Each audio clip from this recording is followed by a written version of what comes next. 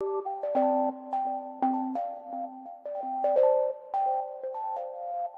that's hot.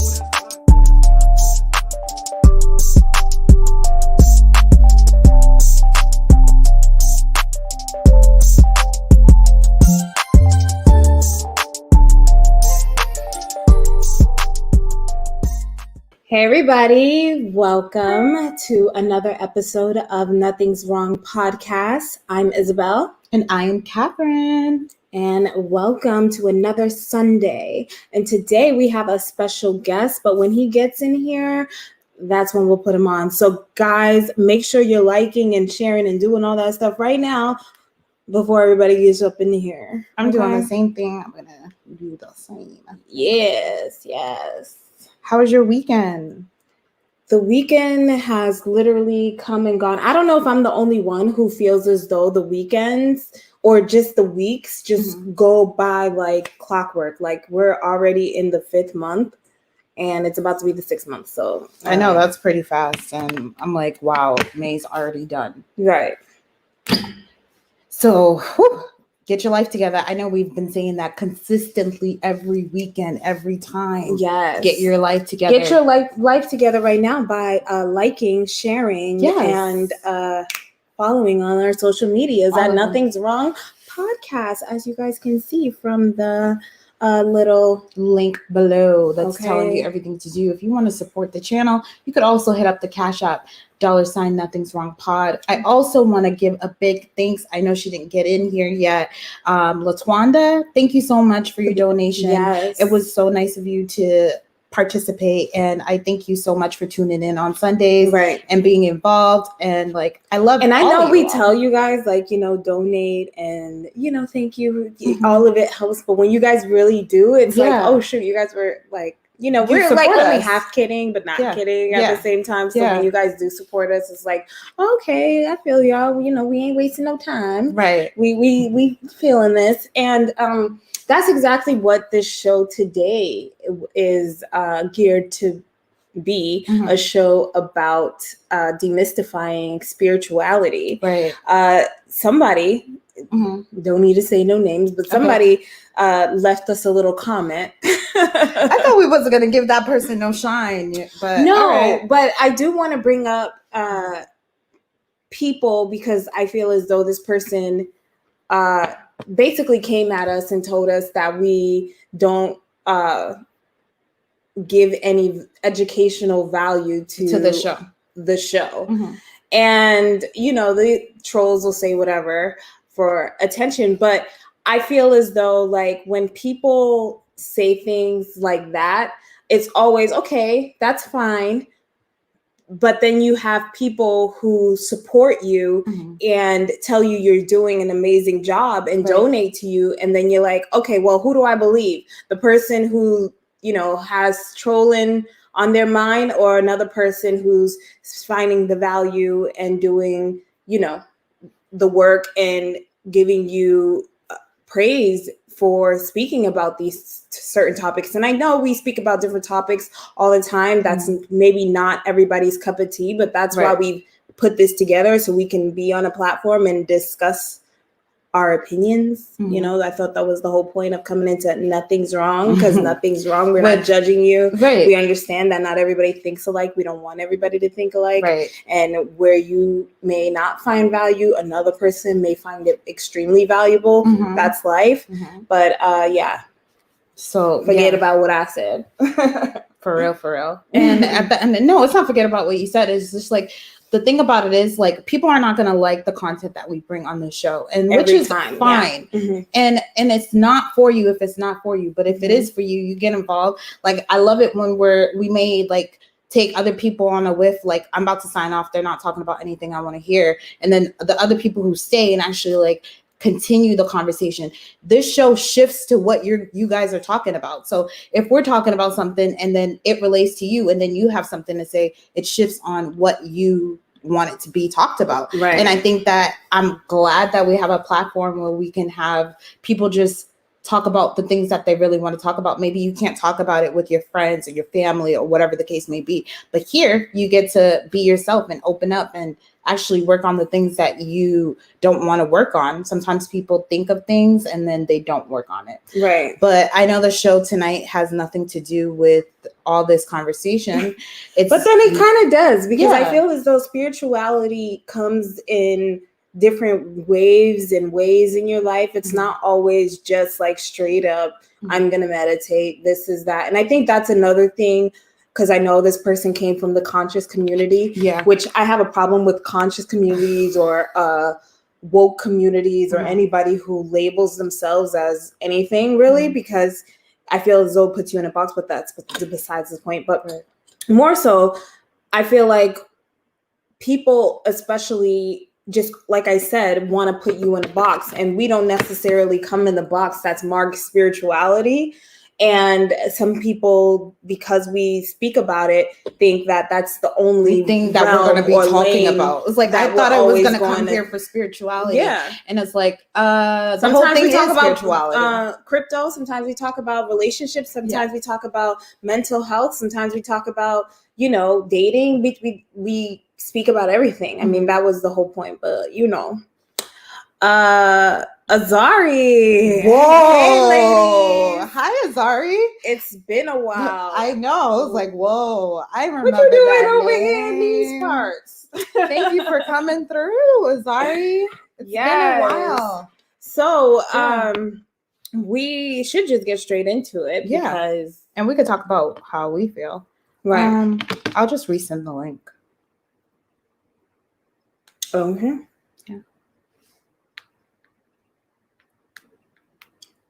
All right, guys. So let's. Yes. So Kat's gonna get Jake in here, and we could start with the topic. But thank you for joining us. What's the topic? So the topic is basically demystifying spirituality, and we're going to dive deep into traditional religions and the new age spirituality. We have a special guest, Jake Peak, and he's going to be here with us discussing about this topic, and it's going to be really, really fun. A lot of education, a lot of education. I don't know why I said that. A lot of conversations about just our modern world using spirituality and all of that. Ibrahim says, hello, ladies. How are you doing this evening? Hi, Ibrahim. We're doing great. We're enjoying this Sunday and excited to put the show on tonight. Lucy says, watching. Hi, Auntie Lucy. Thank you for watching. Yeah. Thank you for supporting. Yes. Thank you. We see you guys in here. So yes.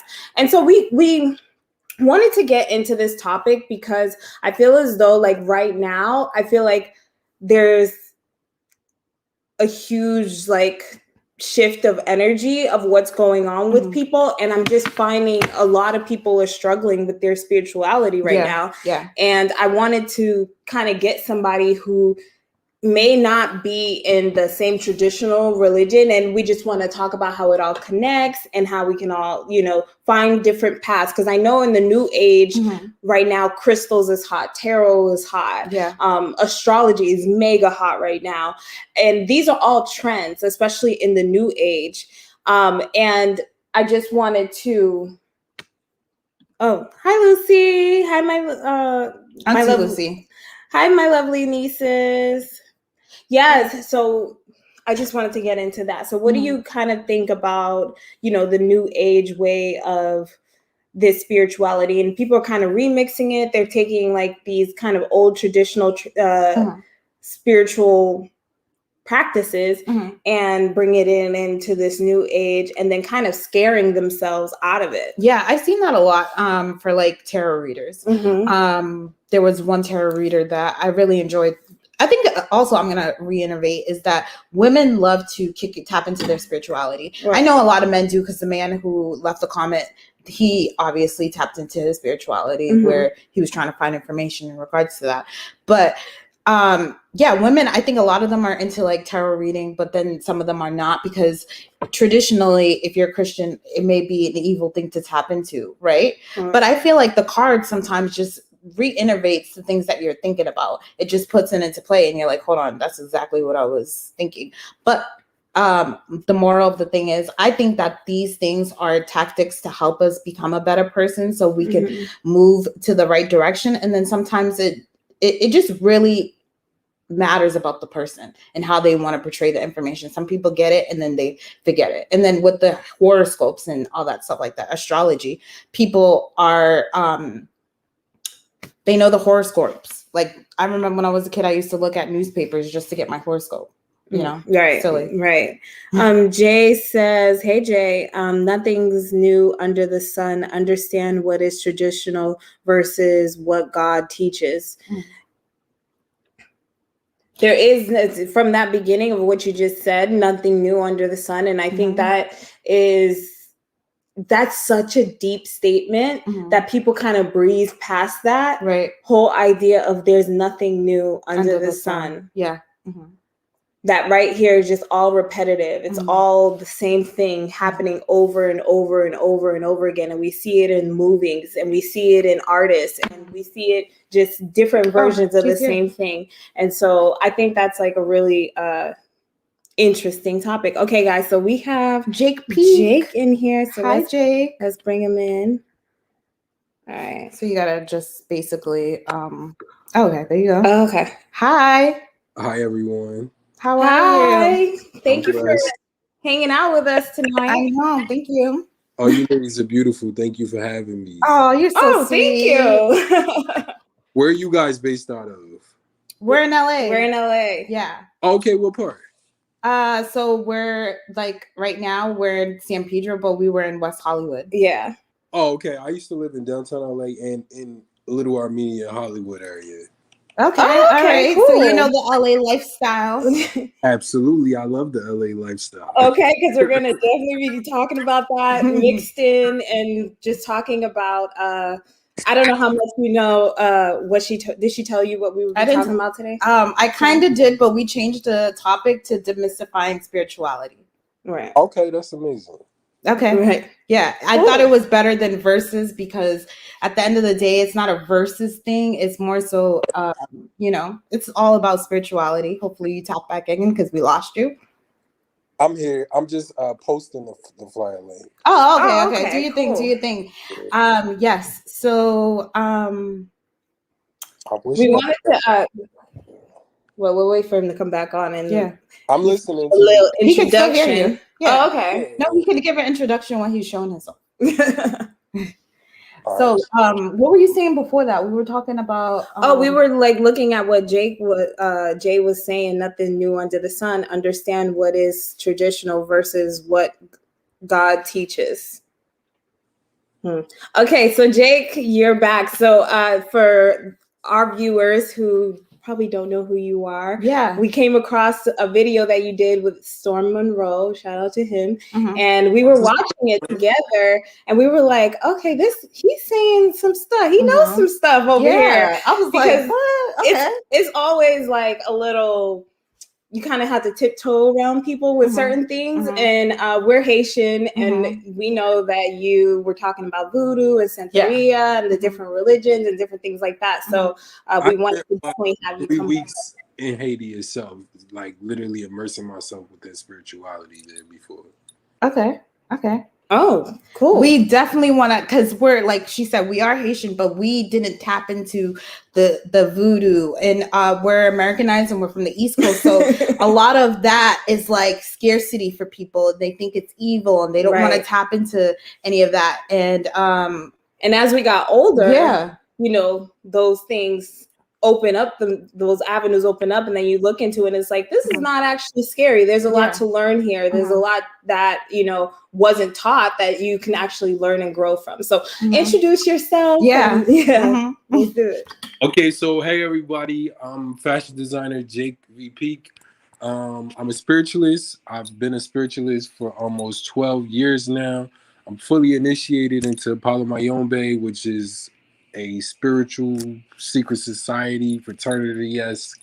situation. It's normally looked at as the more African side of Santeria or the darker side of it. But I feel like I was placed within the religion to bring light to it, to the world. I have studied almost every religion and tradition known to man. I love reading. I love consuming it. I love meeting with monks and traveling and spending time in the jungle. It's something I've been doing like on my own for like the last 12 years. And I consider myself an occult master, a spell master, a witch, whatever you want to call it. I don't really have a name for it. To me, it's all different branches of the same tree. The demystification of the spirituality happened within me a long time ago, and I just basically ran with it. Right. Because I wasn't as a spiritual either. I was raised probably just like you guys. My grandmother is still tied to this day. She's a prominent member of the Baptist church. Right. Yeah, I just kind of fell into it, and like I love the path that I took within it. It has helped me grow tremendously as a person. Realize anything, the people that I'm around. I mean, literally, like the spirits bring me everything and always keep me sharp in a line, literally. Right. I believe that because if that wasn't for that, we wouldn't even be talking to you right now. Right. Because you're out here doing a lot. You're doing fashion. You're into your spirituality. Like, what motivates you to want what's best for yourself? Because some people, they want to stick to one thing that may not lead them to where they need to be. I'm motivated by my visions. I've always known what I do now is something I've always known I would do from spirit talking to me as a kid. I just never knew how I would end up here. But like, if I think about the time when I had the visions that I had for the course of my life, and I look back now, it's almost like it's a blur. Like, it's so weird that you can dream of something or a spirit can show you something before 10, 15 years before you actually living and manifesting in your dreams, and it be real. Right. That's yeah. So I'm motivated because I want greatness for my life in every single area of my life, whether it comes to my health, my body, my career, my finances, my love life, my family. I want greatness, and I'm not settling for nothing else. My spirits want greatness. I come from literal kings and queens and chiefs. I love that. Right. And I think it's just alive in me. Like, that is my motivation. Like, as long as there is a Kanye West and my name isn't next to it, I have motivation. Let us know. No, but I think I love it because I always notice that shift in somebody when they've awakened to themselves and their true purpose and their path, and they're confident in it. And it's like you said, that Kanye West energy where it's like I know Virgil Abloh energy, whoever. Right. Motivation for me. Like, I know my capabilities. I know my creativity. I know what my spirit has shown me. And that's the drum. That's the beat of the drum that I move to, literally. Right. Right. So, I did want to kind of, because that is a path in its own. I know you said 12 years. That's a very long time. I've been on, I would say, my spiritual journey for about 5 years now. And I'll kind of talk a little bit about that and get your opinion on it. So I went through a really hard time in my life at this point, and I was going through I moved to LA and wasn't really on point with what I wanted in life. All I really did was hang out, party, did the whole Hollywood lifestyle, got caught up in all of that, and just kind of let everything fall by the wayside. Wasn't saving money, wasn't doing anything that I really know how to do and should be doing as a responsible, but I was still, a young adult.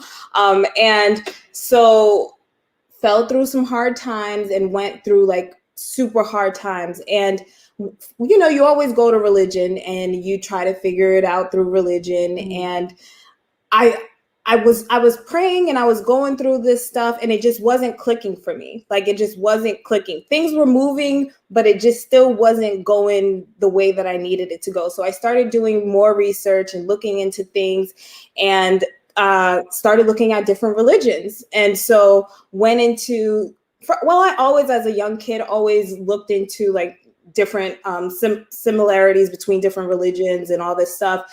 And so I remember I came across like Hebrew Israelites. And I remember I brought it to you and I was like, hey, they like saying a couple cool points in here and stuff like that. And you're like, okay. And then I was like, yeah, but like, there's too angry. Like this can't be God. Like it's just way too angry. Like I can't get with angry spirit. I don't appreciate the toxic masculinity, especially like it either. The times that we're in now. The pendulum is swinging to the divine feminine. Like right. A religion tradition, if the divine feminine is not leading it, then it's not of God. Literally. Right. Period. So that's exactly what my spirit knew, 5 years ago. And I was like, okay, this is not. And then I felt, and I started looking, I don't know how I got like inclinations, like look into Egypt. So I just started looking into Egypt and looking into the gods and seeing what it was really about, and then looking into Greek mythology, which I already learned in school, but then it's like relearning it, and I'm like understanding who's who and what's going on and all this stuff, and things started to unlock to me. And then like, even like you said, the dreams started happening where, I mean, even in my relationships, I would have dreams about what people were doing before they even told me what they were doing. And I was like, I don't even know how to like act around people, because I can like see what's going on. And then even movies started, like I can't even watch a movie without decoding it. So like, what was your process? And like, I know it's like an ongoing process and stuff like that, but what was like your My cup is always half full. I do want to iterate that. Always be half full. The next man's cup should always be half full.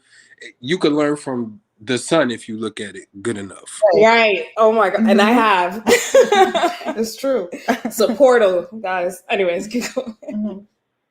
I literally lost my train of thought. What is the last thing you just said? I was just about to say something. I said your path, because you said I said was your path like getting on this journey, and then you said your cup was always half full. Oh, okay. So what I was about to say was, a lot of new spiritualists, you reminded me, get into spirituality and they don't know how to be a regular person anymore. It is. I'm a regular person. I have to be a spiritualist or a priest or whatever you call it, but I have to live my life too. Like is like, you gotta have a work-life balance. You gotta have a balance within your soul. You're alive for a reason. You're supposed to experience the most beautiful things in life. The ups and downs, the darks and the lights. The spirituality should just add, and it should carry you through it. But it shouldn't make you distant or hard to relate to your peers because they're not spiritual. Right. Like, that's what I would call a spiritual ego. You see that a lot. People that are just coming in this, oh my God, my crystals, my chakras. No. Oh my, we were just talking about that. Before you even came on, we literally your just tarot said cards, your everything.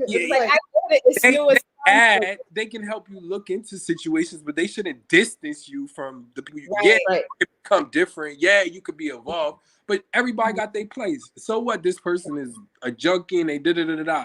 They got their place in the world. Everybody got I thought the same thing. So the quicker you learn that is really the spiritual position. For me, my process was, it started out with fear. I don't know. I explained how I came into spirituality on a Storm and Rose show. It's a very long story, but the shorter story is, I met someone who wanted to meet me 4 years prior, and I was being too busy and caught up in the world. And when I finally sat down with him, he gave me one conversation that was kind of like a psychic reading that opened my mind. And from that point forward, I started to read. I started to meet like elders and priests and Native American chiefs and witches, and I started to grow spiritually. During that process, I went through like the same thing that everybody else goes through when they first learning about spirituality, unlearning, distancing myself from people, losing friends, gaining friends, understanding the world around me, figuring out how I can use my spirituality to my benefit as a Black man in America, fighting in this system for what I want, you know? All these things were part of my journey and part of the process that made me the man that I am today. And I don't think my process is really any different probably than yours or the next man's. It's just, I think that I was ahead of the curve for our current generation. I think the Erykah Badu's, the Questloves, all these people, you know, there was a whole spiritual wave of people in the 70s, the 80s. Bobby Hemmett, there are a bunch of different lectures. I love Bobby Hemmett. That's actually like when I first became spiritual, Bobby Hemmett, Brother Panic, Phil Valentine. Yeah. All these people was people I deep dive in all that. Yeah. I love all of them. They all like practically raised me as far as like nurturing me spiritually and helping me like find the right books and find the right resources to grow. Right. That's awesome. Well, we were also talking about like demystifying spirituality. So how would you like define that? How would you define the demystifying it? Spirituality is, for me, most of these spiritual subjects come down to, the easiest way to demystify spirituality is most of them come down to working with, honoring, worshiping, and connecting to nature spirits. So if you want to demystify spirituality, it is the act of connecting to nature. That is the simplest part of spirituality. When you talk about gods and spirits, most of them are named after places in nature. They connect to a point in nature. Oshun is the goddess of the river. When a human at some point gave the energy of the river the name Oshun, because Panic used to say this all the time, because they wanted to honor that energy. They understood the mystical power of the river. And so it's not like this far out, random, weird being that we just created out of nowhere. It usually has a correspondence in nature, something that you could actually look at and study. And it was said that the pyramids in Egypt and like the greatest things in our time were created from people like Einstein, who was just able to look at things in nature and decode it and create scientific technology from something that they gained from looking in nature, you know?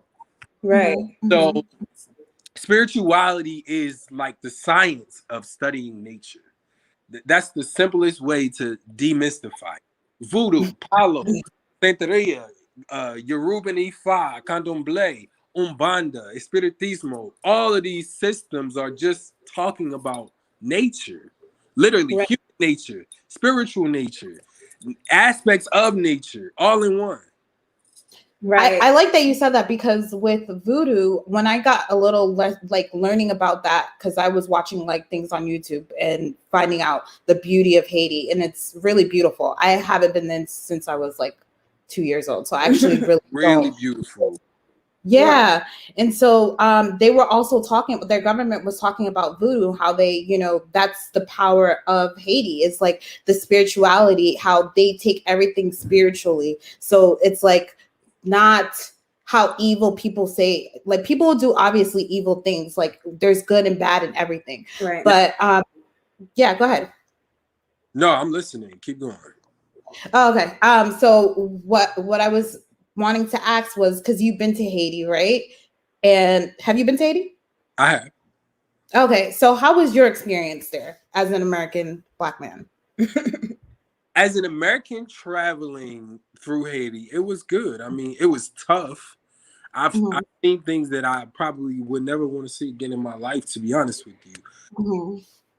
However, it is like, to me, Haiti reminds me of the island of Dr. Moreau. It is a very mystical, intriguing, enchanting place. It's riveting, artistic, it's infuriating, all in one. The political climate of Haiti is enough to make you want to scream, literally. Enough to make you not go there. As a spiritualist, that's the worldly side. As a spiritualist traveling through Haiti, I was introduced. I literally went there looking for magic. I wanted to see the magic. I wanted to feel it. I wanted to breathe it. I've always felt called to Haiti from my grandmothers and my great grandmothers who were said to be Mambos. And so I needed to experience that. I needed to see the real Haitian voodoo. And it was almost like somebody lit a match. Like literally, I remember getting off the freaking airplane and I didn't have a guide yet. I didn't have like my tour guide set up, nothing. So I had to take one of the airport taxis from there to my Airbnb. The taxi wasn't available. It was a rainstorm. I ended up getting on a motorcycle in the worst storm of my life. I'm talking about thunder crackling right in front of us. Like that ain't a sign. We rode 2 hours into Kinskov in the mountains from Port-au-Prince Airport, just storming. Wherever I go, whenever I travel, the spirits welcome me with sometimes a heavy rain or a storm or a light rain, and then the exit is the opposite. So when I went to Haiti, it was this crazy storm that we had to ride through. And I remember, like, if I literally wasn't holding on tight enough, I could have slipped off and fucking died. Literally. Yeah. But like, I can country with no health care. The thunderstorm was so powerful that I can still see it in my mind. Like, damn, like I'm really on the back of this motorcycle. I got luggage with me. It was no other options. And I'm like fucking seeing Haiti. Like, it was crazy. Right. But that's awesome that you're alive and made it through, because that's a once in a lifetime experience. But that storm categorized like the spiritual experiences I had in Haiti. Like I saw good, bad, ugly, literally. What I saw that I didn't really take to was, so I participate in spiritual drummings. They call them cajons or tambores in Santeria and Ifa, where the spirits come down, take over, and talk or bless you or dance or commune with regular people. I got to witness and be a part of like some voodoo ceremonies in the middle of like the heart of voodoo country in Haiti, and the spirits treated me like a tourist. Like they literally asked me for money and wanted to dance for me, and it was very weird to me that I didn't fully connect with. Yeah. Because it's like, you know, spirits know you. So it was weird. That was the part that I was just a little bit funny on. I saw some people that was just all about money. I saw some people that was doing amazing stuff in Haiti. And I think it's a place that, like, if you're from there, it's worth exploring. There's a magic there that you can't touch anywhere else in the world. And there's a magic there that can provide a foundation for your life like no other. That magic, that ancestral wisdom, that knowledge was put on this planet to help the Haitian people. I would say it has been used in all kinds of ways for people in politics, for people wanting money, etc., for people wanting wars. But its true core and essence is to help those Haitian people. And you have an ounce of that in your blood. You can work that system amazingly in the most beautiful ways. Yeah, it's working right now. That's actually what we've been working on. My grandfather actually was a businessman in Haiti, and we have some coffee factory. We have some things in Haiti that we're actually now getting ownership. As we go older, now we're figuring it out, and now we have to go. And then the political climate, and people are telling us like, "Oh, don't go now," but it's like, I don't live in fear. I feel protected. I've been to like the most dangerous places in Mexico with nobody there to help me, and I've been fine. So I'm like, how come I can't go to Haiti and take care of myself over there? It's right. But I did want to say this, because like a lot of these religions and practices, what you would think African Black people would be more susceptible to and open to, I see that they're more afraid of it rather than, you know, Caucasians or other groups. Afraid of it? Sorry? Why are they afraid of it? Because it's not Jesus.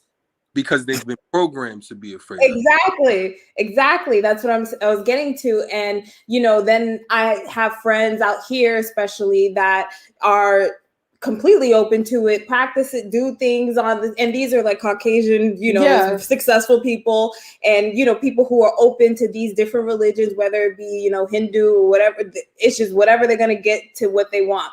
And I feel as though that is like a correlation to the issues that the Black community has in America, is that was cut off. Not working with our spirits. Right there. We're afraid of it. Not me. Because if we've had these conversations with people, and it's literally like, close the door. We're not talking about it. It's not Jesus. I don't want to hear it. And I'm like, you don't even know Jesus. The part is that our spirits will fight for us. Our spirits will love us. Our spirits will kill for us. We have no reason to want for anything on this planet, because this planet is ours and our spirits and God's first. The minute I foresee, the minute that a larger, broader population of us starts to reconnect to our ancestors, which is happening slowly but surely, we will regain more footing on this planet in a more positive light. Exactly. Whether that be more ownership, whether that be more control of the world, whether that be more just completely being kings and queens again, who knows? But what I will say is that time is definitely here, and it's coming, and every day more and more and more of our youth are waking up spiritually. Yes. A lot of us are getting caught in crystals and Wicca and YouTube, TikTok spirituality, but there's way more that needs to be done from your own bloodline, from your people. There's ways to honor and work with them that if you don't do it this way, they don't even hear you. Right. That's 100%. I love that you said that, because the younger generation are doing what a lot of because the older generation, they're set in their ways. They don't want to change. They know this is how it is. They're going to die thinking this way.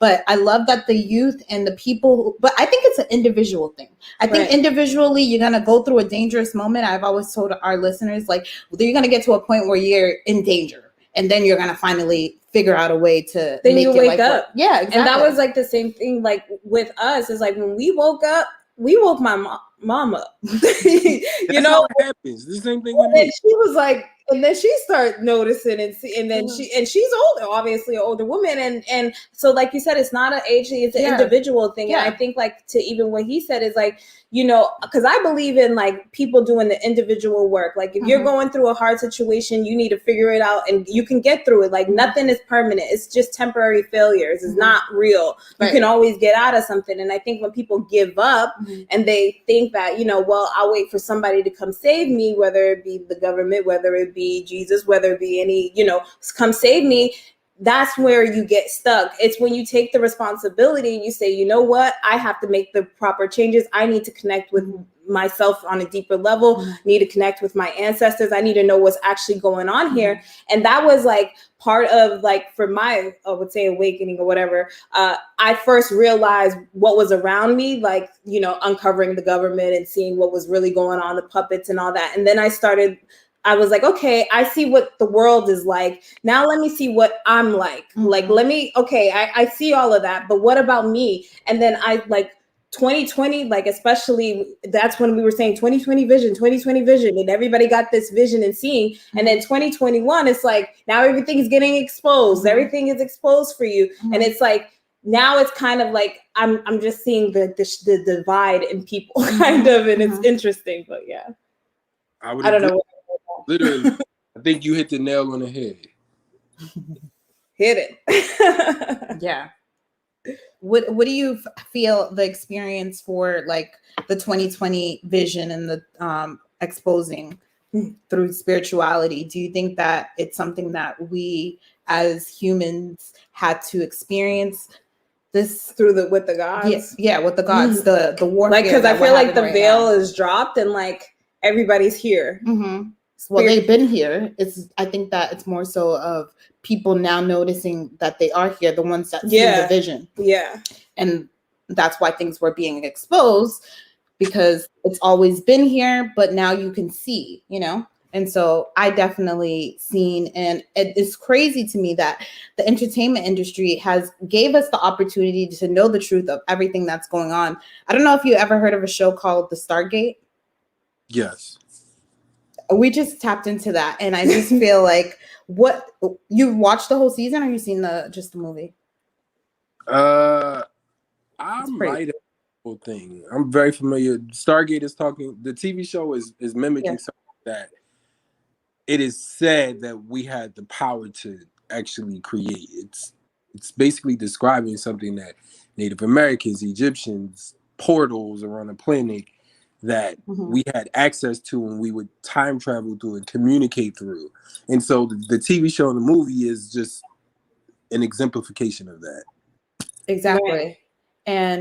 And that's what I realized, like working in Hollywood and all of that, like being behind the scenes and knowing how movies are made and how like things are produced, even the news. And I try to tell people, they don't want to hear me. And I'm like, everything's a show, guys. You got to know the show goes on, and you know, things are whatever, not as they seem.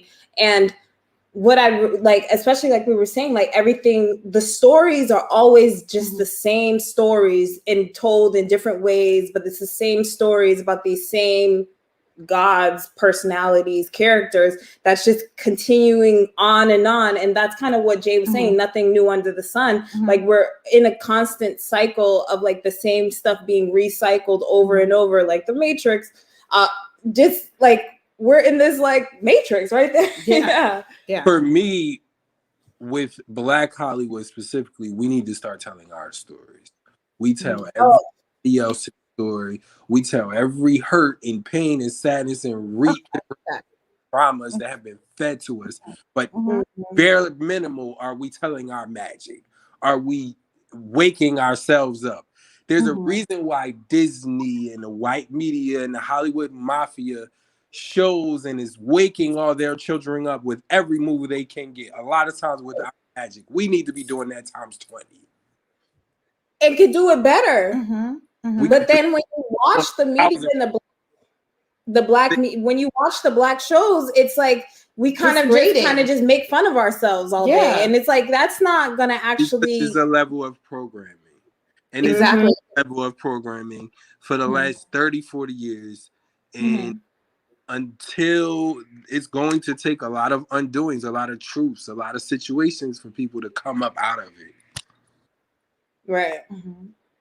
I mean, you know, Brother Panic and Phil Valentine and Bobby Hemming and them spend their whole entire life. Still talking about it. I hate that we stay in that level of racism and you know, like they're out to get us, and it's like, you got to be out to get yourself, because I don't experience what people be talking about. And I'm like, it's an individual thing. Like we were also seeing like people literally want to get arrested and shot and killed because they're provoking people to do these things to them. Yeah, like right now on social media, it's like cool to like video cam people and like be the masked police and do this and do that. And then one of my friends, he was like out and about in London, and he saw a woman like pass out and fall on the ground. So he rushes and goes and help her, and people are standing around and they're just like showing, like putting their phone on her. Nobody's helping her because they're like, oh, COVID or whatever. He's like, this woman's like hurt, like about to like die. She just passed out on the floor. And he like took her to the hospital and all that stuff. And it was like, it's like a herd robot mentality. I hate it.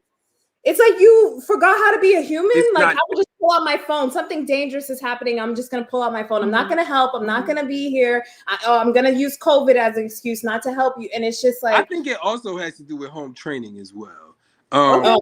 When I was in high school, we used to go to this skating rink that was really popular with like all the ratchets and other people, and they were always fighting. And my mom and dad used to like get on us, don't pull out your phone, don't be you don't got to see that. And sooner or later, somebody got shot watching one of the fights, so on and so forth. Like, it's the same thing. That's not how you handle these type of situations. And I don't know. I just think we got to come up out of all of that. I think we will. I think that is what the awakening is about. It's happening on an individual basis.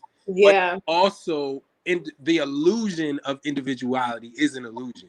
Truthfully speaking, we're all going through the same thing. Things, but interrelated at the same time on this planet.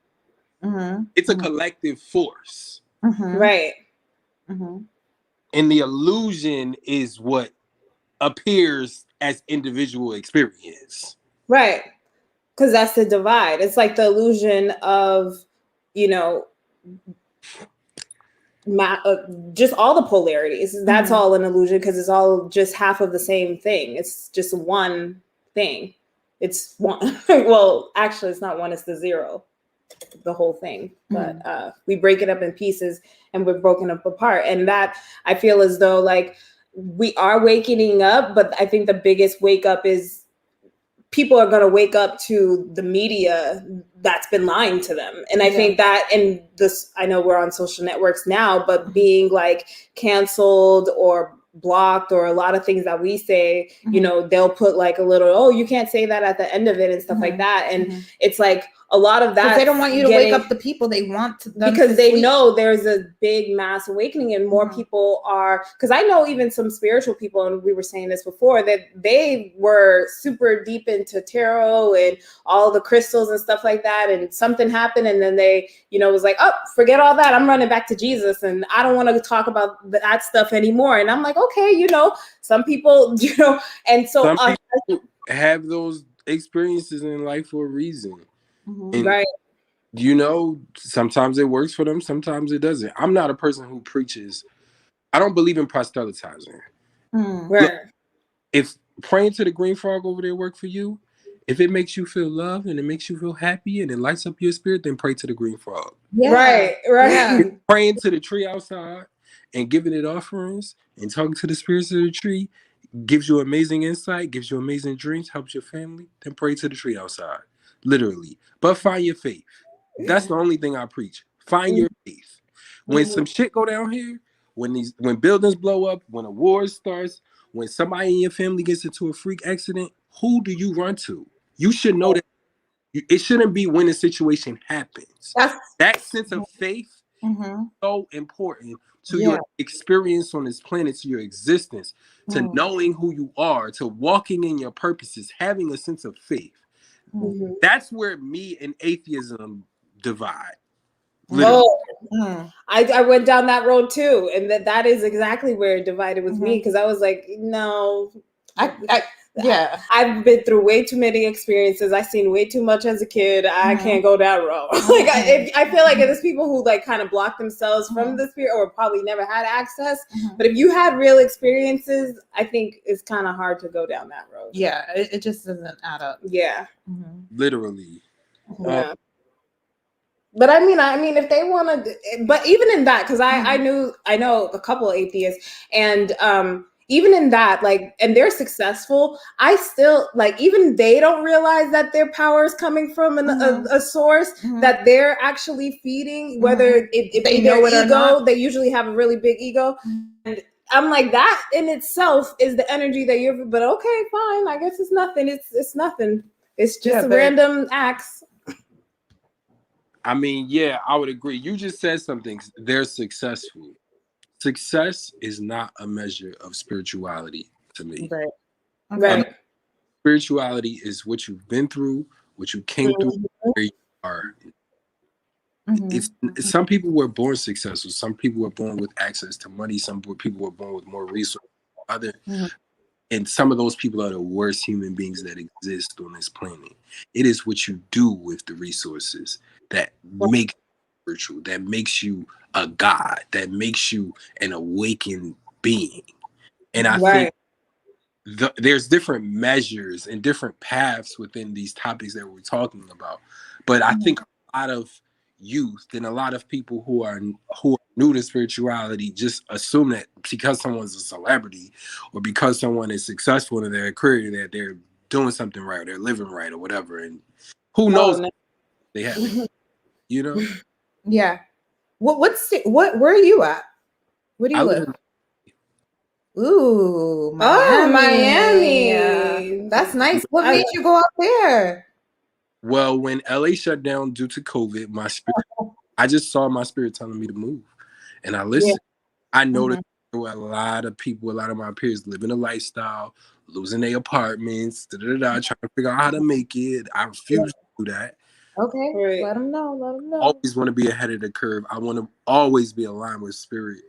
In addition to me foreseeing that I would live by the ocean in a beautiful way at some point. So knowing that, and I've had a slither of opportunity to move here.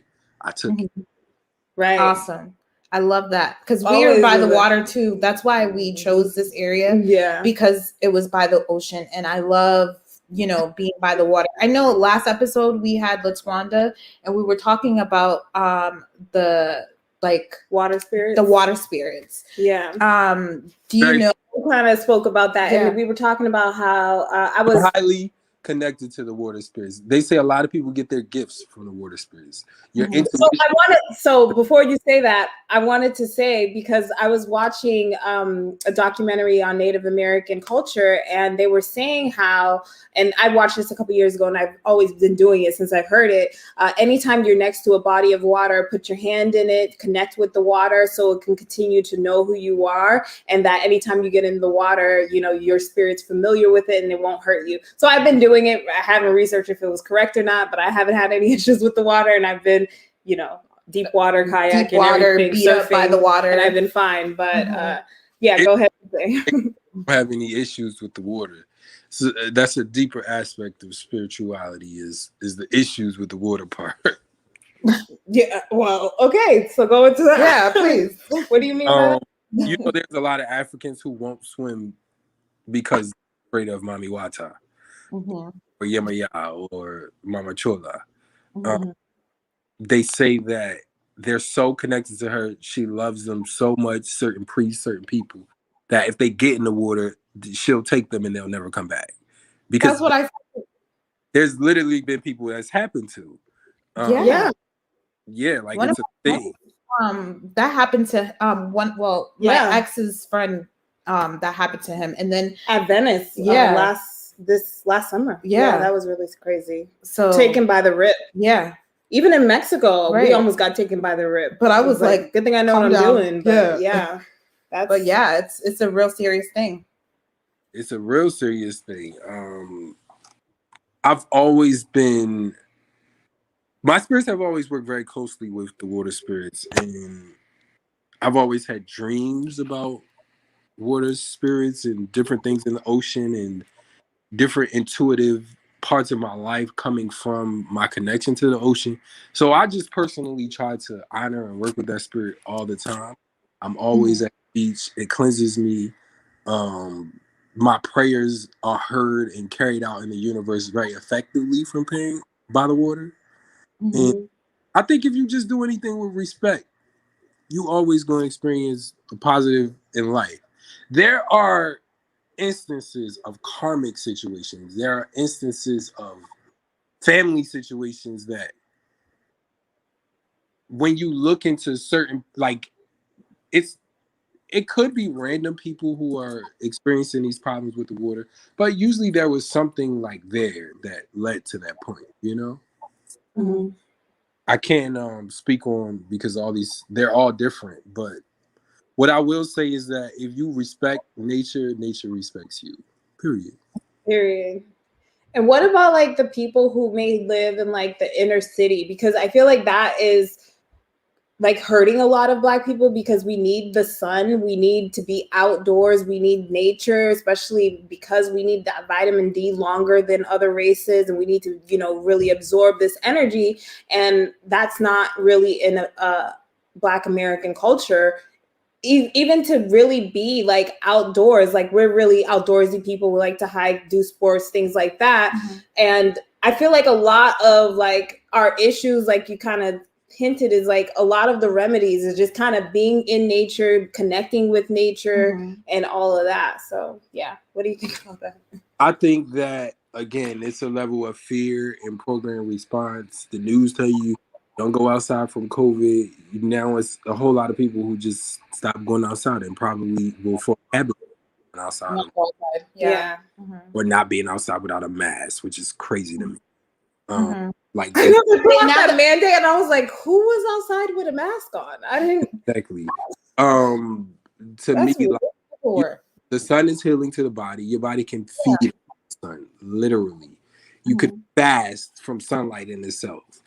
And I just think like we got to be smart. We got to be sensible. We got to have common sense. We got to do our own research. We got to teach ourselves. We can't depend on the media to help us grow. The media has a job, and the media works for those who want to oppress us. If you know that your oppressors are in control, you have to act like it. I think we need to just start acting like it. A lot of people of color are too, if you ask me in my opinion, and I mean, this is a no, we're too consumed with entertainment. We want to we want to pass time.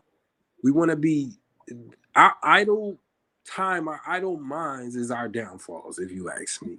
There's so many things we could do better than being in a club, than even though it's amazing for us to dance and be connected and experience community. We need that. We need more of our party social settings as a tribe, if you could understand. I believe versus us imitating Europeans and getting wasted and white boy wasted and ending up on the floor looking for all types of in a club. Where nothing in the club. Nothing's there. Exactly. It's a mess. Can't make the club your vibe. And I think that we are programmed for our youth to just be entertained by TV, by this, by parties. Right. To be cool. I think the worst part is everybody wants to be cool. And everybody wants to, that coolness is what hurt us the most, because it's like when it's kind of like, you got to be the kid, like like you said in the beginning, it's like you got to have balance, duality. It's like you could be cool, but still get your work done. Right. You could still be like doing all of the clubbing and partying stuff, but you still have, if that's what you want to do, but still get this work done, like still do what you came here to do, because all that cool stuff that you think is worth your time is just, like you said, it's idle time. It's not real. Like entertainment is entertainment. It's here to distract you. And we were kind of saying that today, like how if you ever watched the movie Angry Birds, it's like a finesse game. Like they over here giving you the party while they're backdooring you and stealing your whole everything. Everything that you said, like all of those spiritualities and religion and cults and all that stuff, they're participating in it. And when a lot of those things are coming from the African tribe, and we're as Black Africans or other people in other nations, like I was saying, like we're from Haiti, but we're from the East Coast, we're from Boston. So when we were back home in Boston, being Haitian was a problem. But now when you get older in the music industry, seeing Haitian this, all this stuff, and people back in like growing culture, up, being who you were was like, especially if you were African or Haitian or anything, it wasn't cool. Like you had to worry about being cool. Right. So I think, and fitting into what this American society was for Black people. And I think as we get older, we just start realizing what's cool, what's important, and then you're like, oh, that doesn't define me. Like that. Exactly. So, I think you just said that word, define me, your purpose in life. If we all knew what our purpose in life was from the time we were born to the time where we are in our present, we would never be lost. We would never be caught up in these things. Traditionally in African society, you would know your purpose in life 7 days after you was born. Black practices anymore. We don't know. We don't know anything. So we walking around lost. We got a bunch of boys pretending to be men and doing what they see their peers do. And the sooner that we realize that it's all a game, that, we have our place in this world and we have our way of doing things in this world that works for us, the quicker we'll all wake up and come together and change this world collectively, literally. And I did want to bring this up real quick, because you did say the pendulum is swinging to the divine feminine, and I agree 100%. Been feeling the shift for a while. But I feel like it's kind of being like the mainstream kind of hijacking that shift and turning the divine feminine into like a masculine, feminine masculine, if that is a thing, and turning the divine masculine to a toxic masculinity. And now being masculine is kind of toxic, and femininity is this masculine approach of femininity, where it's not like true femininity, where women are allowed to be women.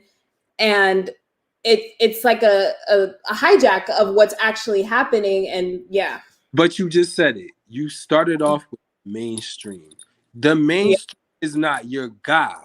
Number one. Say that again to people that watch us, because they need to know that. It's not my God. What I see on the news, I don't even watch the news, low key. Neither. Don't know what the weather's like, nothing. I never even watched the weather. And I to this day, I used to literally stick my hand outside and be like, this is how I'm gonna go out. And lead with my intuition. And that helps my connection to nature be more powerful. I say that to say, when I lost my train of thought again. We were talking about divine femininity being hijacked by mainstream. So I was saying that to say, the mainstream, it's his job is to go for what our oppressors want. So they always gonna hijack every system. They always have, they always will. It doesn't mean that we have to let them hijack our minds. We know what's going on. You know who you are aligned with, what are you supposed to be doing, who you're supposed to be within you. Right. Nobody else outside could tell you anything if you have a solid foundation. The problem is most of us don't have a solid foundation. Right. Most of us don't have a solid spiritual foundation. Right. And if you did, nobody else could ever shift or shake you. The minute we fix that, it won't matter what the mainstream say, what they point, whether it's feminine or masculine or whatever, they could try and do whatever. I think that in the end, we're still going to end up on top. We're still swinging in a time of the divine feminine, no matter if someone tries to control it or not. Right. And we got to let that all go. Like the way we've been doing things for the last 100 years, it's got to be different. We in a whole new era, literally. Right. Yeah. Yeah. 100%. I think that is facts. Yeah. And what I feel as well is that there's rules to this game, and you got to know the instruction. And I think that we weren't given the instructions of how this world works. And so everybody's just following this one particular person or thing or spirit or whatever the case may be. And it's now time for, our people to find themselves throughout this journey. And I'm so glad that you came on here and you said your piece on, a lot of things that can actually help a lot of people out and really guide them to, knowing what it is. And I know we didn't go deep into like some of the santerias and all that stuff. Do you have a few moments? I don't know if you're in a rush. Yeah, I do have a few moments. And I was going to say another thing. I learned Santeria from people from Cuba, Mexico, Brazil, Venezuela, Ecuador, Peru, basically the Latin culture at large. One thing that I realized is that we do not do as people of color is that they don't make any moves in their life without consulting spirit. If we did that, I don't mean consult a psychic. I don't mean always consult a spirit in itself. But if you learn to trust your intuition and speak and manifest and check in with your intuition or check in with the matriarchs and the elders in your family, so on and so forth, and get their wise wisdom, we will be a lot further. When I say, like, people in the Latin community, they don't go to a job interview without listening to spirit first and getting some magic for that interview. Yeah. They don't go deal with a courthouse. They don't deal with a death in the family. They don't deal with any of that. They don't even deal with a man if they don't put no spirits on them. Literally. Our family's dirty too. You know about that? Literally. They do all these things by checking in with spirit first. Literally. Right. The minute we come into our purpose, and start to work with spirits, it's going to be a powerful game. Literally. Mm-hmm. But I think, like you just said, once we do that, and because what is the American culture Judeo-Christian, it's not really, people act like they are Christian, but they're really not. And I realized that is when I was younger and I used to pray a lot, I was always praying for something, you know? And then now, it was really like, oh, I want this, stuff like that. And now I don't necessarily pray. I write every morning that I wake up, and I write in a gratitude journal, and I say what I'm grateful for. And I just go through like what I'm great. Like it always starts the same. Like I'm grateful to, wake up in this life with my loved ones, and, just going through the things that I'm grateful for.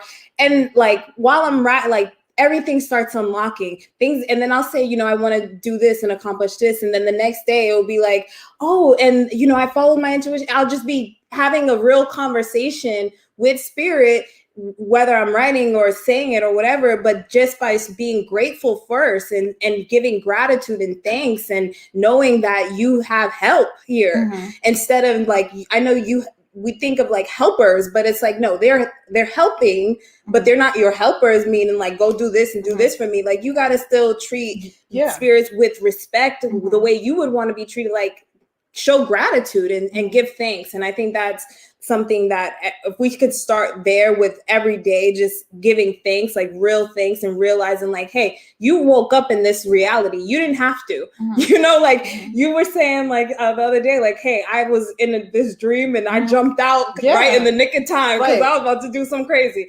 And, you could have not jumped out. You could have been like, I'm never going to that realm again. I'm done with that place. I'll add on to rituals that you could do to start your day that would, bring life-changing effects. Not only being grateful, pouring libation. Something as simple as pouring libation could be so powerful for some people, especially the folks who don't engage in ritual but need things. Something as simple as pouring a few drops of water, a few drops of liquor, calling on certain deities, calling on your certain ancestors who held the family together. The glue, the bonds to the family type of leadership ancestors is who you want to call on in certain situations. Something as simple as asking your mother and father to pray for you, pray over your head before things get rough, in good times and consistently. I mean, these are simple rituals that could change your life. Honoring your own head. Africans believe that your ori, your head, this is where your soul came into this body as a temple. It's right here at this point, at the back of your head. Okay. You can do rituals to cleanse your head, to align your head, to make your head more focused, more balanced. They always improve your dreams. They always improve how you function. They always improve how you sleep. They always improve your energy levels. They always improve your overall output levels on this planet. Honoring your head there's so many simple different rituals you can do to honor. You give us one of the honorings of the head. I need to do that. One of the rituals we could do that? You could cleanse your head by pouring coconut water over your head at a tree. And what will happen is the coconut water will act like a spiritual bath, will pick up negativity, it'll go into the tree, and it will also feed your ori. You can also do it with beets in, but those are two simple ways. Traditionally, when they make something that's called a herogation, it's a ritual to cleanse and feed your head. They would take coconut meat, mash it up with cascarilla, which is powdered eggshell, coconut water, perfumes, and different white substances. Sometimes there's a snail that's really popular to use in head rogations. They'll pray over it and they'll sit it on your head covered in a white cloth for like 3 to 4 hours, or tell you to sleep with it overnight. You can literally feel like the difference between not thinking straight, not thinking clearly. People who need a head rogation will be like all over the place. They won't be able to hold their train of thought. They won't be able to focus. They won't be on time anywhere. They'll just be all over the place. You literally will go from being like a spinning top to a straight and narrow like soldier within your being. It aligns your energy and your chakras in a different way. And it's very necessary for a lot of us. It's a ritual that we need to reclaim on a larger scale. Yeah. Oh, that's wonderful. 100%. I hope you guys got that. Specialize in doing it the traditional way, but you can look up chants that you can do to your ori. You can talk to your ori. We literally believe that your ori is its own deity. It's the first and main orisha. It's the most important one. Well, your ori is the only one that travels with you everywhere. And so when you want something major to happen in life, you can pray and chant to your ori and talk to your ori. You can even pour libation for your ori if you wanted to go that far, or put a plate of food out for your ori. Whatever the case may be, it's a very powerful way to connect with spirit, with your own spirit, your main spirit, your main purpose in life. Right. Ori. I hope we all got that with your ori. I never knew that, so definitely going to do that. So, what else do you? So, tell us a little bit about your fashion, because I know that's important to you, right? It's very important to me. The way that I express myself, I love making clothes. I have a natural gift for just mixing prints and patterns and cool design features. I study fashion. I have always studied fashion. I've been taught by some amazing people. I want to put out a dress line and do several collaborations in the next year.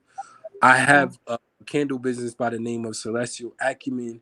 We are doing a 70s collection drop within like a week and a half.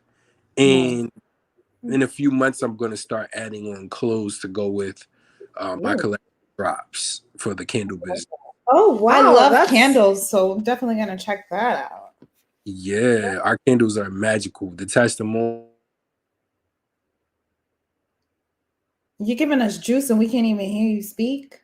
You can hear me now? Yeah, I can hear you. What you say? The testimonials have.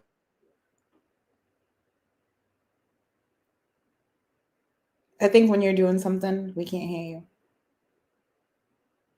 No. No. No. No. No, we cannot hear you. We can't hear you. It's your end. I don't know what you was doing, but you lost the sound.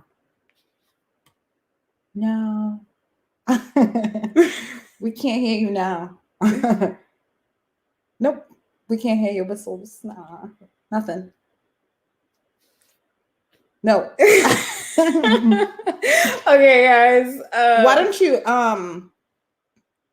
come back in? Yeah. So you could tell us where we can find your candles. Yeah, just come back into the room.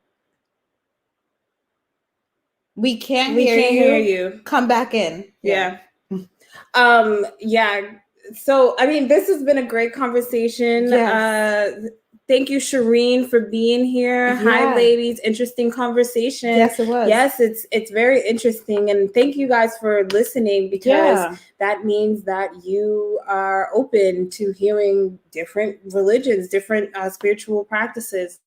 Henzi says, good evening, my beautiful ladies. Good evening. Thank you for being here.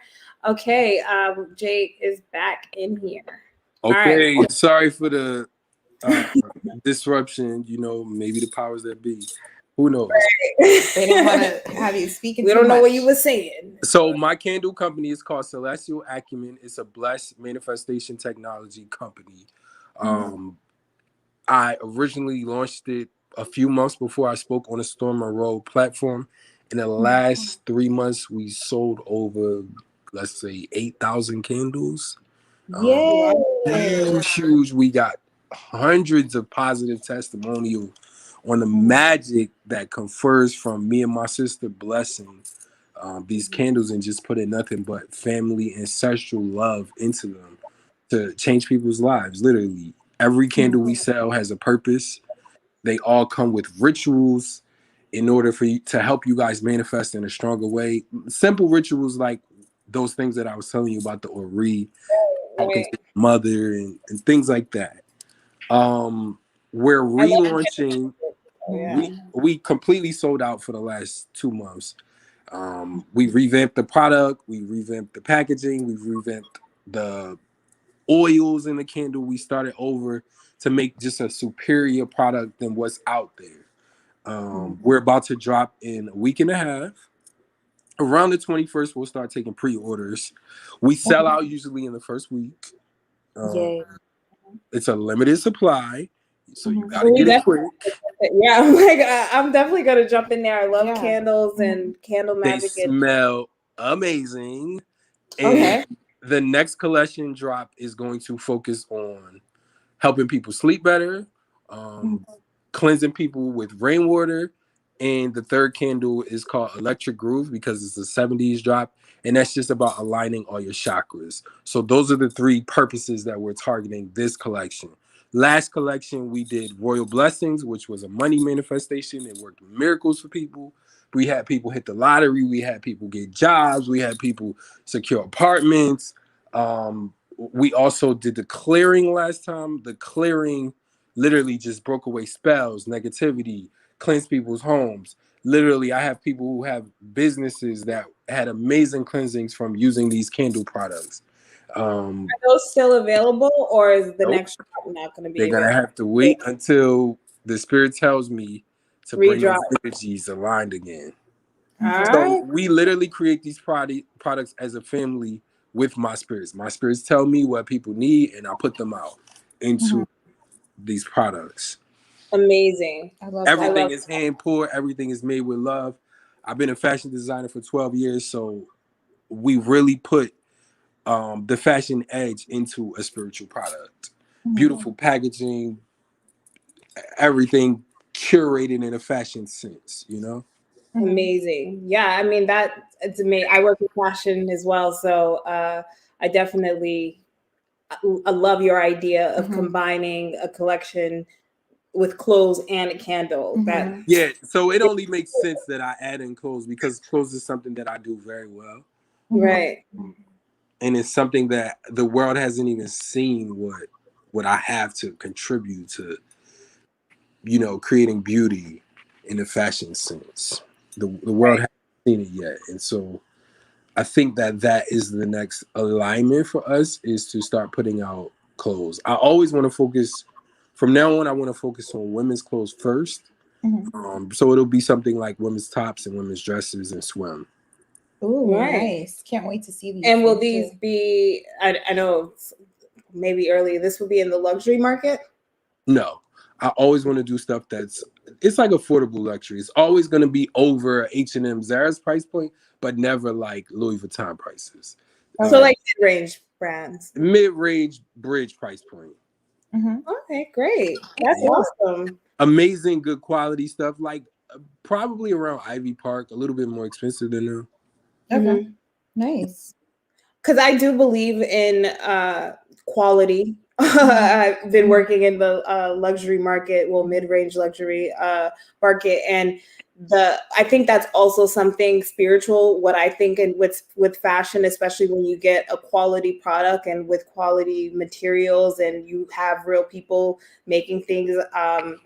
The company that I'm with, and we work in Morocco with artisans over there. So it's like handmade, and it's like their energy of their crafting is in it. And I think that's important, especially with the waste and way we use clothes, and with Fashion Novas, like these are cheap lead-filled clothes. Right. Yeah. Fashion.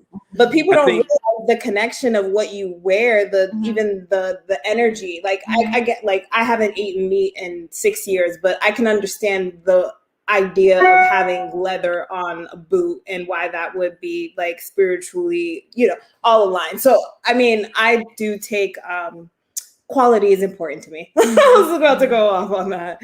Yeah, I agree. Quality is important as well as craftsmanship. I actually work with factories, travel to them. That's the number one thing I look for. I love going into like small, curated, ethnically sourced areas of the world where you can get unique types of trims, unique types of stitching, unique types of beading. Like that's what inspires me in fashion. That's what I love. And so I thought it was interesting that you said Morocco. I haven't been there yet. Yeah, very interesting working with them, but I think it's great. I mean, just different culture of how they respond to women What type of products are they manufacturing at the factories that you work with in Morocco? So I work with the shoe designers. So they are a shoe factory. And okay, that's cool. Yeah, but they do high numbers with who do they work with? Us, one of these companies. Yeah, but they're it's interesting. I mean, I know you work with different factories, so you know, like you try to get the best customer service with these factories, and it's just a whole situation dealing with them. But yeah, you have to go there. Like I don't even. Oh yeah. I don't even like working with factories now that I can't just like walk into and have a relationship with them and tell them, show them exactly how I want my clothes made. Like to me, if it's not being made by my hands, I need to at least have that hand input on the first several pieces before they do a production run for me. Right.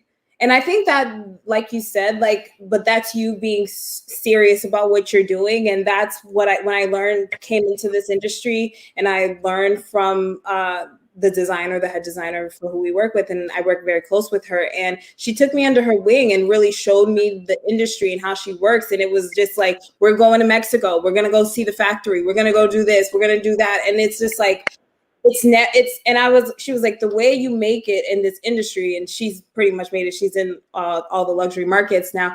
And it's just persistence. It's like, she just doesn't let no, or maybe not stop her. It's like every day we still go, it doesn't end. And I was like, that undenying belief behind yourself is magical right there, where it's like, it's going to happen. And that passion to keep it going, and you keep your hands in it, and you don't, just say, oh, I'm going to send it to this factory and wish for the best. No, you're going to go see the factory. You're going to talk to the people, and you're going to make sure that they know what you want. You're going to tell them, make me some samples, and then I'll make my order. And you gotta. Even in addition to that, it takes a level of spirit to get products manufactured and delivered to your home successfully. And that's what I realized. Do you know you could spend $100,000 on an order with a factory? It leave the thing. If something happens to that order, you could lose all your money. Yeah. If it doesn't make it, if customs pulls it, if anything happens,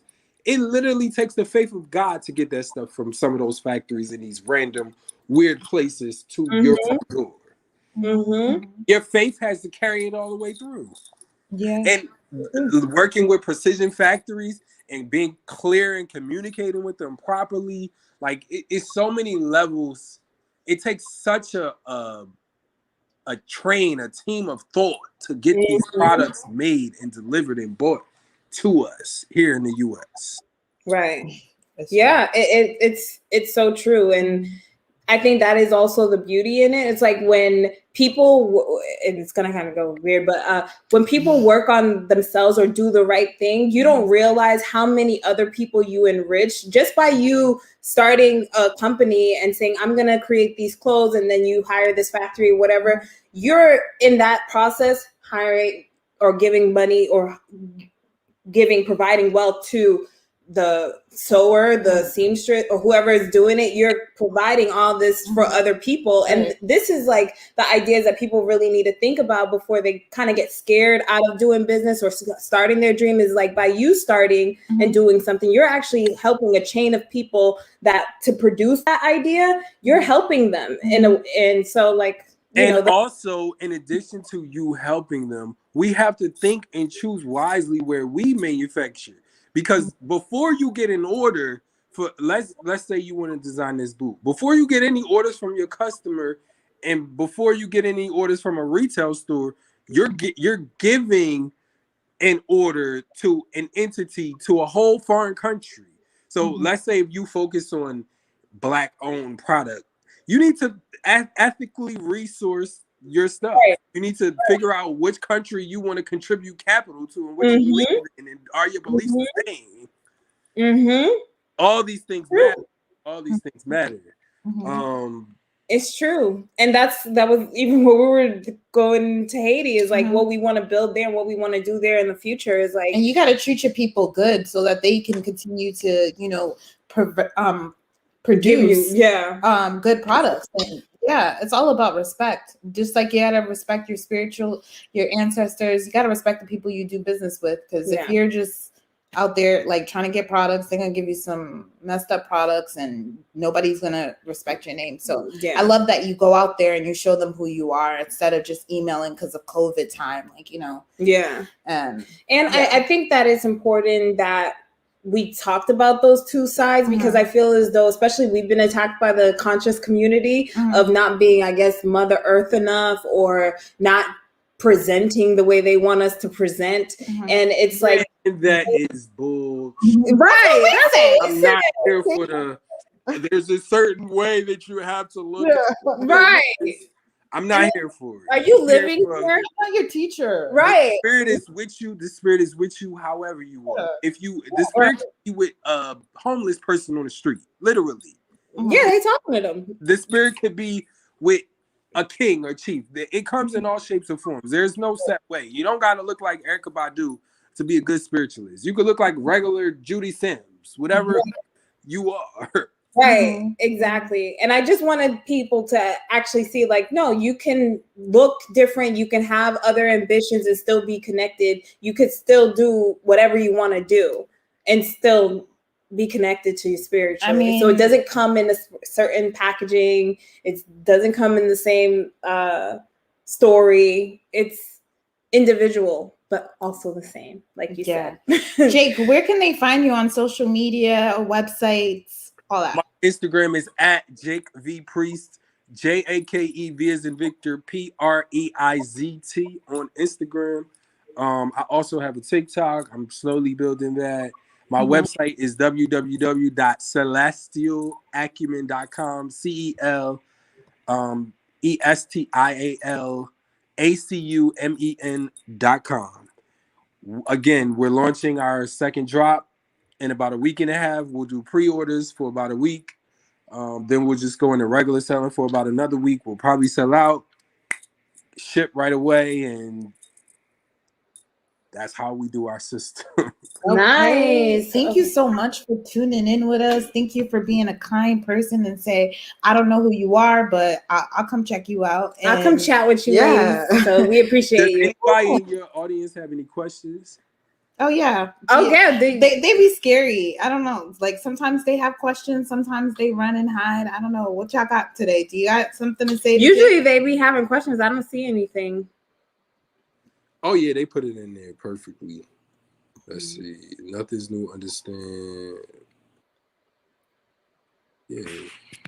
Maybe not. Okay.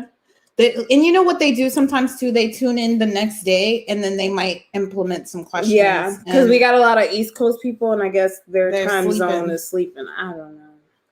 You know, we be late for our own show, so.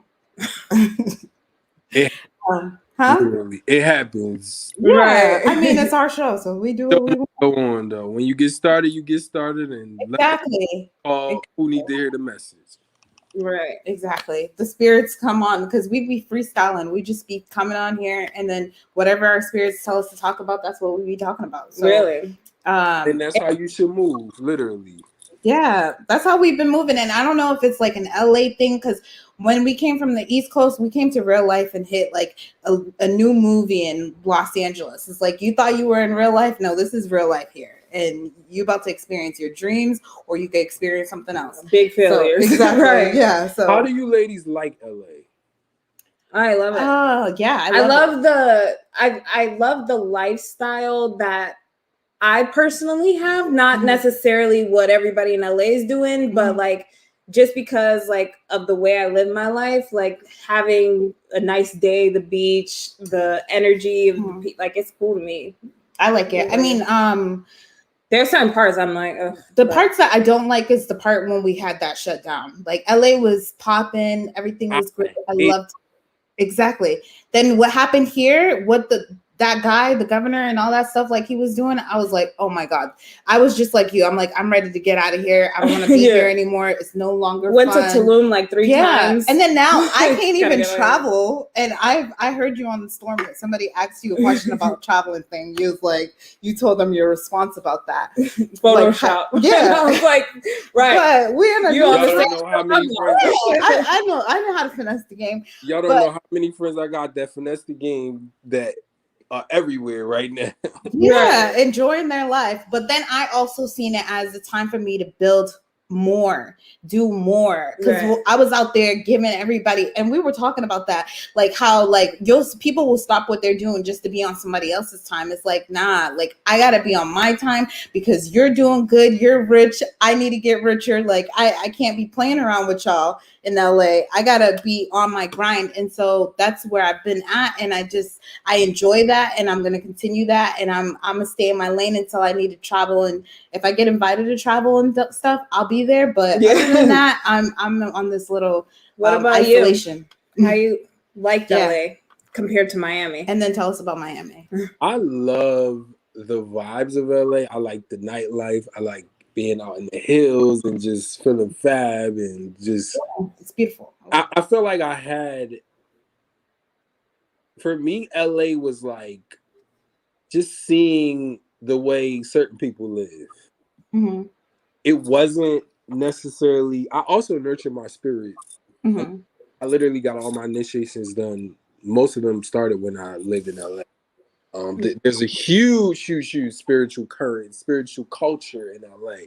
I mean, literally, they have one of the hugest network of Santeros in the Latin community that I've ever seen outside of Miami, in New York. LA is a huge network of Santeros and spiritualists and paleros and priestesses. You won't even know it. It's not like in your face so much as like the crystal shops and the Reiki community, but it's there. There, right. Yeah. If you're looking for it, if you look for it, it'll bite you, literally. I love that about LA. I didn't like the surfaceness of the people. I didn't like the fact that people chase money. I don't chase money. I chase ideas and creating and executing the ideas, because my ideas come from spirit, and ideas represent me mastering my craft, which will lead to generational wealth.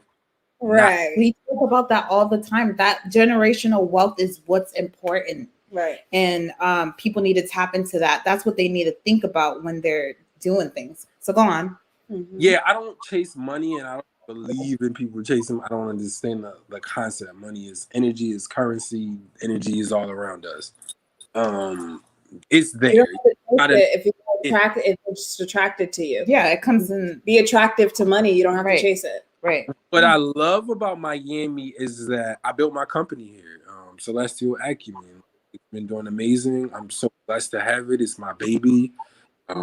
When I was in LA, I had clothing companies with investors. It's one of my first businesses without an investor, and it did better than all the businesses that I had with other people. Right. Good. So, yeah, like you can't pay me to look back at those experiences. I've had some interesting business experience,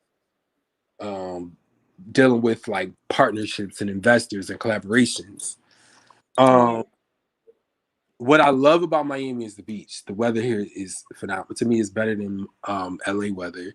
It's it's hotter. It's more sexy. It's more sunny. I love Miami. It's by far my favorite part of Miami. In addition to, there is a vibe here. It's not the same as LA. I don't love the nightlife here. I don't feel purpose here. I feel like my purpose is to work, nurture, grow, honor spirit, work with people, help other people grow, and just contribute to the world as much as I can, work my business, and create. I think that's what Miami is for me. How's the people? The people are, well, because there's a large Cuban Latin population, some of them can be quite racist, especially the ones here. Besides that, I don't usually, my spirit doesn't really connect me to like those type of experiences. So I'm not speaking from experience. For me, the people can be like surferish, beachy-ish, hippieville, or like chasing a lifestyle. Right. So similar to LA. Yeah, that's what it sounds like. Yeah, but it's a different way. It's more of I guess the East Coast way. I don't know. It's a little. It's not the same. In LA, it might be a high element too. Yeah. Right. How's dating in Miami? Are you dating or no? Okay, we can keep it. Your dating life changes depending on where you live in Miami. If you live in like a more high neighborhood, the chances are that most of your neighbors will not be of color. And so your dating pool will be like, I have a friend who does not travel more than 3 miles to go hang out with friends or date. So like he's kind of like bougie in that way. Right. Keep it local. Why not? Yeah. So like if you dating someone like that, you ain't gonna see them. So like to me, dating is iffy. Dating is just as iffy here as it is in LA. Right. So wait, hold on. Do you believe in like the whole twin flame thing? Because a lot of people are like kind of bought into this idea of twin flames or having two souls in one and all that stuff. What do you think about that? I do believe in multiple soulmates, multiple twin flames. I literally just, for me, love. You couldn't have multiple twin flames. You can have multiple soulmates, but twin flames, isn't it supposed to be one person? I don't know. They changed the rules. I don't know. I don't know. When spirituality. Let's talk about love. This is all like breakdowns of love. You can manifest, you can attract love at different times according to your planetary chart and according to whether you are aligned with your purpose and what your ancestors gift you. It's that simple. If you are in a season for love, it'll show up. If you are loving on yourself, outward love will come, period.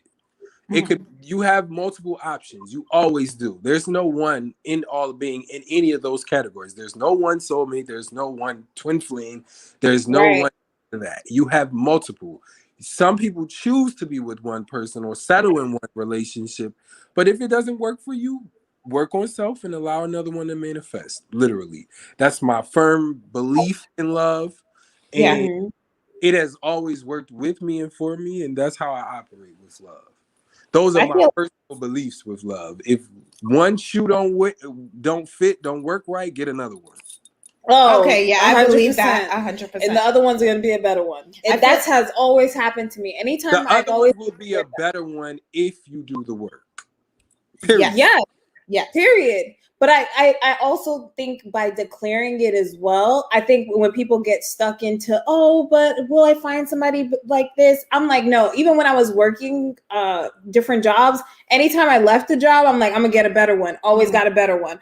Anytime like another boyfriend, gonna get a better one. Got a better one. And then you kind of realize it's like nothing really is like set in stone. If I want this story to change, I could change it anytime I want to. You create the story. Right. It's like you're in control of how this is going to play out. So if you're not happy here, let them go. Get another one. But I feel like men find a new one pretty quickly. It could be like 2 weeks. I did say y'all already moved on. I did say find a new one as if move on, but I don't mean move on quickly. I'm talking about when you're aligned and when you're doing it consciously with purpose, with manifestation, and with intent. If you experience a negative in a relationship and it does not work for you, take the process, do what you need to heal, move on slowly. I don't mean just change shoes. Like some of these men are tripping and just being disrespectful and abusive and abusing themselves and hurting others. That's not what I find a new one. What I mean is don't settle. If you know you can manifest something magical and your current situation and experience is not magical, then allow some magic to come in your life. Right. That's what I mean. Right. Awesome. I think I don't have any other things for you, my brother. You dropped so much gems. You told me you was going to come on here. Well, actually, I did. We didn't even introduce ourselves. You don't even know who you're talking to. Talking Nothing's Wrong podcast. You don't know who's who. I'm Catherine. I'm the one that reached out to you. And this is Isabel. Catherine. Yeah, I know. Yes. Catherine and you guys are beautiful. I would love to come on and talk. Like maybe if people have questions, I'll come back and see you guys. Yeah, that would be so cool. And we'll probably come see you in Miami. We'll do a live one. I was actually gonna go to Miami. Oh, you know what? I did want to ask you. I wanted to go to New Orleans. Oh yeah, because we wanted to really check out like the voodoo scene, the whole scene over there. How is that over there? Have you been? Of course he's been. I have been, and it was life-changing. I mean, it's amazing.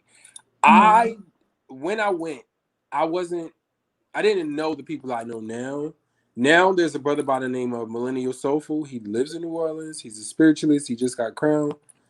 If you want to get into the magic of New Orleans, that's who you need to see. Literally. Oh, okay. He knows. He know you?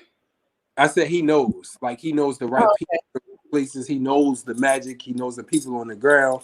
I had a hard time. New Orleans isn't like how it used to be with magic.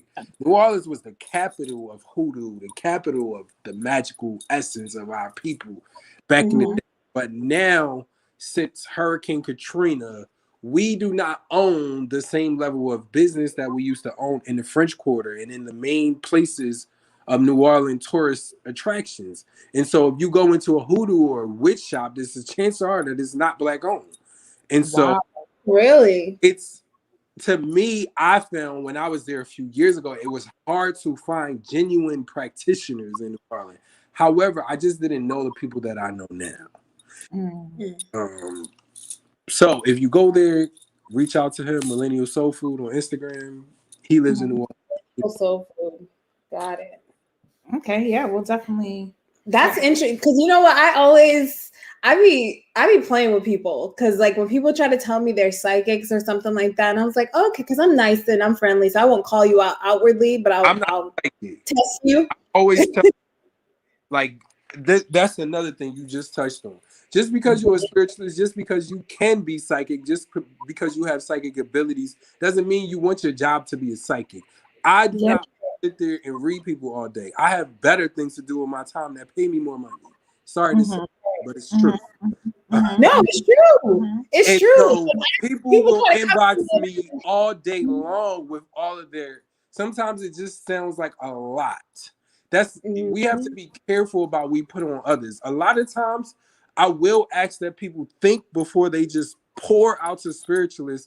Sometimes these spiritualists can't handle all the problems that you put on their plate. Like a lot of times it's a level of introspection that needs to happen before you even type. Literally. A lot of times if you was dealing with the right type of psychic, you literally just need to book a consultation and let them read you, not pour out of everything that's been happening in your life. Like if my spirit gonna talk to me, it's gonna tell me everything. I don't need the person reaching out to me to tell me what they're going through. My spirit, I can know what you're going through. It's their first time. They don't know what to do. They think that this is the thing. We're not being taught how to speak to these people. We're just here, like the same thing with Jesus Christ and praying and all that stuff like that. People are just wishing for him to do this for me, do this for me. It's not really like they're not there to like be one with them and feel them. To me, if you got a problem, the situation is, look, I'm going through a 2-sentence situation. Here's the general gist of it. Let me book a consultation with you. I know I'm going to need a bath for some spell work. Can you do this for me? What's your problem? That's how you book it. That's for all the newbies out there. Because, you know, since my storm show, a lot, I mean, like, we talking about thousands of messages a week, and sometimes it's overwhelming, even for me, an assistant, and my sister to handle it all. Literally. Literally. And so the only reason why it's like that is because his primary audience was Christian based, which I completely understand it. But I just wanted to reiterate that not everybody is a psychic. People, when they hear that you're spiritual, the first thing they think is, can you read me? Do you do a consultation? That is reducing a whole system of mysteries and magic down to reading you. I don't understand that how psychics got the end all be all of spiritual religions. They are not the end all be all. There are people who don't just at a level. I feel like it's levels. And there are people who connect to their spirit and don't do readings, and there are people who connect to their spirit and don't practice magic. There are people who connect to their spirit and just be and just grow and just help people. Like, not everybody has to be a medium. Right. And I would say that is for the new people. Allow people to tell you what they specialize in. My friend said it best. We was looking at getting like a facial esthetician from a person of color. This boy had on his profile, he does 20 things. He's an actor, he's a dancer. My friend said it best. I would not go to a doctor and who's a fashion designer. You either pick one. You a doctor or you this. You're not gonna do it. So if a spiritualist says, I specialize in root work, that's what they do. That's their thing. Let them be in just that. Like, don't force everyone into the bucket of doing readings because that's what got your attention. Yeah, you know? Right. And I feel like that's just kind of doesn't really help, because a lot of those readings that people kind of go after is just for the past. Like, is this person coming back, or how can I change this? And it's not really to say the same thing. They find out a lot of times the psychic will tell them X, Y, and Z is going on, but ritual is what resolves the problems of a reading. Right. So if a person is not a ritual master and can't actually work the spirit, then the reading was for nothing, literally. All of that for nothing.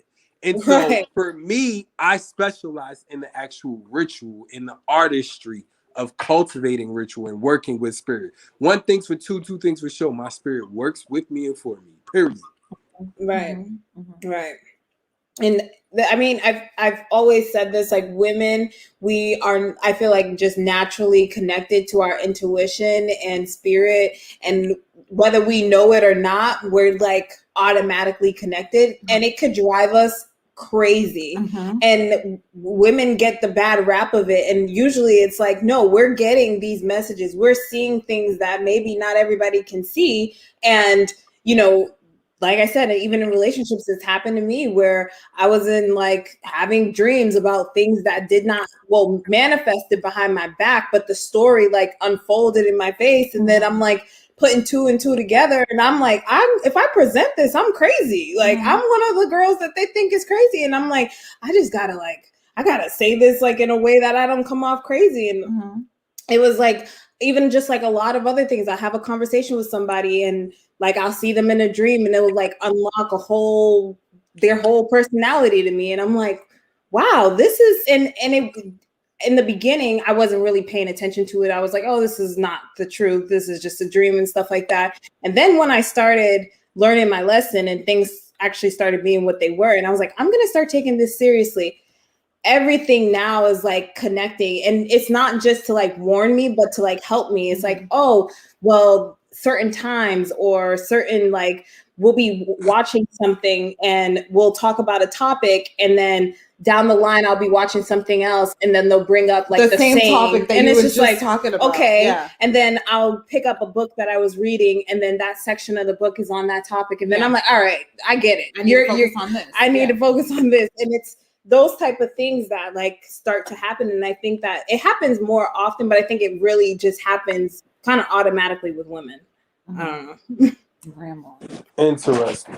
Yeah. Oh, I gotta go, ladies. Thank you so much. We do. I thought she was rambling. Thank you so much, Jake. I really appreciate you tuning in. I hope you have a good night's sleep. Thank you. It's late over here.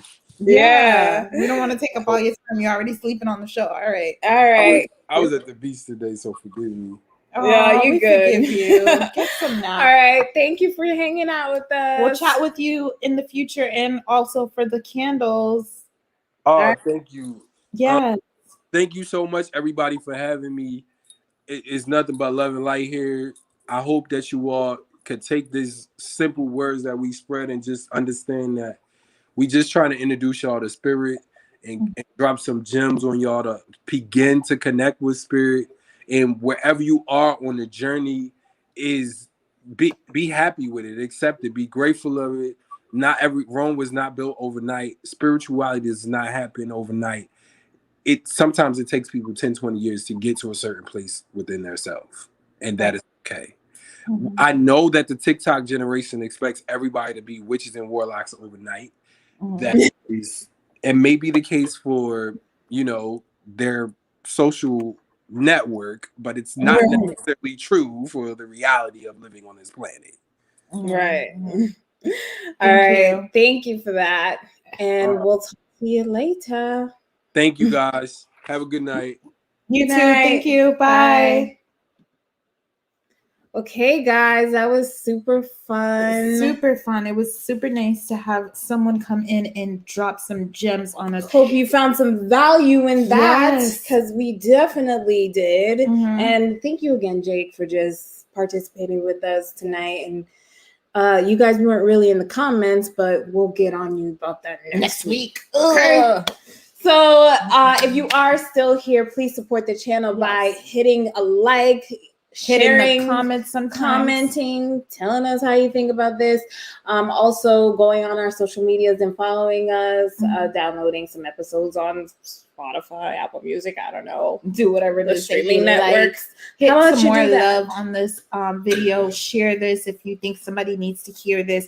Also, tap into your spirituality. Go out in nature. The mother of spirituality is out there in nature, and it does exist, y'all. Make sure you also hit up our Cash App. It is $ Nothing's Wrong Pod. Yes. If you want to support the channel. Thank you guys for the donations. Yeah, we really, really appreciate it, because it really puts in more to the channel, and we could offer more stuff. Also, I wanted to say before we leave, I want to implement a new segment on the show. Yeah. I want to implement all the singles. If you are single and you're ready to mingle, we want to do a single show, guys. A single show. We're going to most likely do it next week. I'm going to put more promotion into it. And I want you guys who are single to call in and let us know what you're looking for, so that some of our listeners can go ahead and follow your social media, follow you, do whatever that it is, so they can get to know you and be somebody you can possibly date. Yes. So we want to do like I said, call in, tell us what you're looking for, and we want to help you guys with dating. Yes, so, exactly. Yes, we're doing all that. Okay, so, guys. We're gonna go to bed. Great show tonight. We're gonna go to bed. And always remember, nothing's wrong. Nothing's wrong, guys. Thanks for tuning in. We'll see you next time. Bye.